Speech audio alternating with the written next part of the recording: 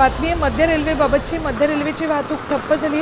पावसामुळे रेल्वे ट्रॅकवर पाणी साचलेले, लोकल ठप्प झाली आणि प्रवाशांचे यामुळे हाल व्हायला सुरुवात झाली।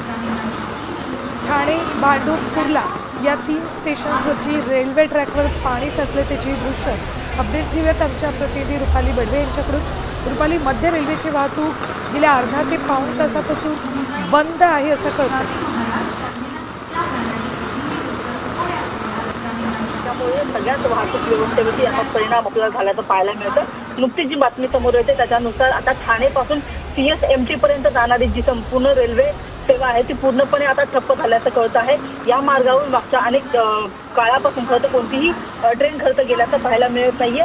सगळ्या ट्रॅकवरती ठाण्यापासून ते CSMT स्टेशन या संपूर्ण ट्रॅकवरती पाणी साचलेलं आहे आणि त्याच्यामुळे या ट्रॅकवरून कोणतीही गाडी खरं गेलेली नाहीये। जवळपास अर्धा ते पाऊण तास झालेला आहे। सगळे प्रवासी जे ते खोळंबलेले आहेत, मात्र एकूणच संपूर्ण जी वाहतूक व्यवस्था आहे ती आता खरंच ठप्प झाल्याचं आपल्याला चित्र पाहायला मिळतं। मुंबईमध्ये रस्त्यांवरती अनेक ठिकाणी पाणी साचलेलं आहे, त्याच्यामुळे रस्त्याची वाहतूक एका बाजूला मंद झालेली असताना आता रेल्वे वाहतूक देखील ठप्प झालेली आहे। आणि मध्य रेल्वेवरती हा प्रॉब्लेम झाल्यामुळे सतत होतं की मोठ्या प्रमाणामध्ये जे सगळे प्रवासी आहेत किंवा जे नागरिक आहेत त्यांना मात्र या सगळ्याचा त्रास सहन करावा लागतो। ठीक आहे रुपाली, धन्यवाद संपूर्ण माहितीसाठी। तर एकीकडे मध्य रेल्वेची वाहतूक ठप्प झाल्याची बातमी आपण बघत असतानाच आणखी एक अपडेट येते ती म्हणजे हार्बर रेल्वेची वाहतूकही ठप्प झाली।